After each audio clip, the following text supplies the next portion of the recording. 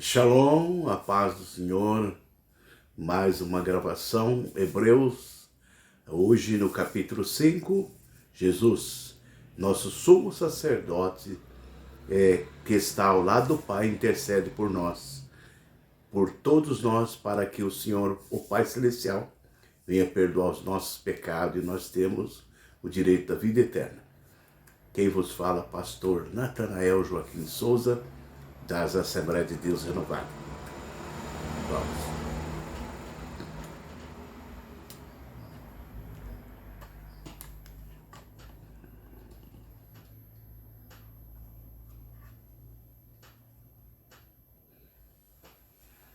Carta aos Hebreus, no capítulo 5. Jesus Cristo, pelo sacrifício da cruz, tornou-se nosso sumo sacerdote eterno ao lado do Pai Celestial. Então ele está ao lado do Pai Celestial, ele adquiriu esse sacerdócio pela sua própria vida. Jesus, ele deu a sua própria vida como um Cordeiro de Deus que tira o pecado do mundo.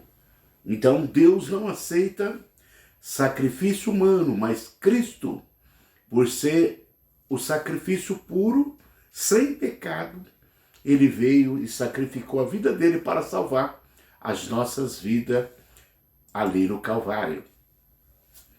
No Antigo Testamento havia Deus estabelecido sacerdote humano, né, para oferecer sacrifício para o povo, mas o sacerdote humano tinha que oferecer primeiro o sacrifício para ele, e depois, se Deus recebesse o sacrifício, então ele oferecia também para o povo.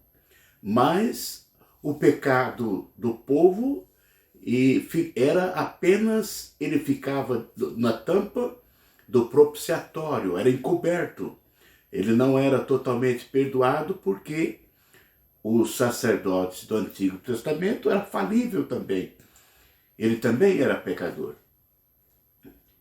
E por essa causa deve ele, tanto pelo povo como também por si mesmo, fazer oferta pelos pecados. Hebreus 5, 3 e 4. Então, o sacerdote do Antigo Testamento oferecia sacrifício primeiro para ele e depois sacrificava um cordeiro para o perdão do povo. Uma vez por ano ele entrava no santuário para fazer esse sacrifício. E ninguém toma para si essa honra senão o que é chamado por Deus como Arão. Então, somente Arão, a descendente de Arão, os que era chamado por Deus para fazer esse sacrifício ali, e o pecado ainda era encoberto.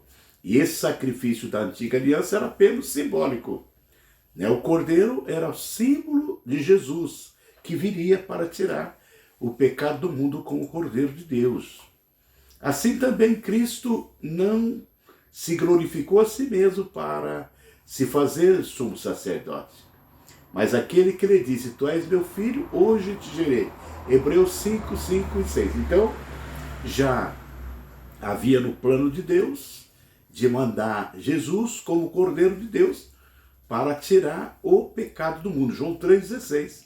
Porque Deus amou o mundo de tal maneira que deu seu Filho unigênito, para que todo aquele que nele crê não pereça, mas tenha a vida eterna. Então Jesus, o Pai, disse, como diz no outro lugar, tu és sacerdote eterno, segundo a ordem de Melquisedeque. Então, Jesus, escolhido pelo Pai, antes da fundação do mundo, como Cordeiro de Deus, para salvar nossas almas, o qual nos dias da sua carne. Então, nos dias da carne de Jesus, ele veio a esse mundo, ofereceu com grande clamor, lágrimas, orações, súplica, ao que podia livrar da morte. Então, o sacrifício que Jesus fez, ele esteve nesse mundo, não pecou e foi morto como Cordeiro de Deus para tirar o pecado do mundo.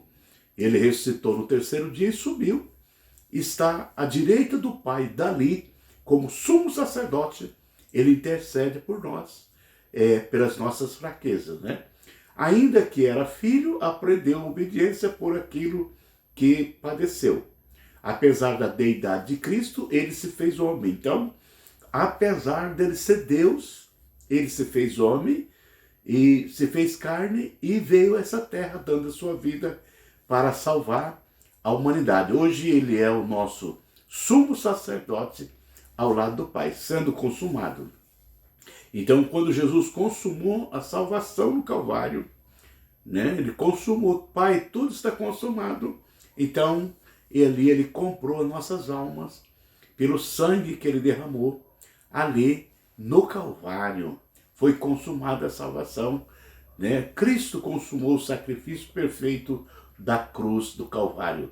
O único sacrifício perfeito foi o de Cristo, que ele veio como um Cordeiro de Deus que tira o pecado do mundo, do qual muito temos que dizer, de difícil interpretação. Então, muito dos judeus que se convertiam a Deus achava muito difícil a interpretação de Cristo, mas o sacrifício da lei era somente simbólico.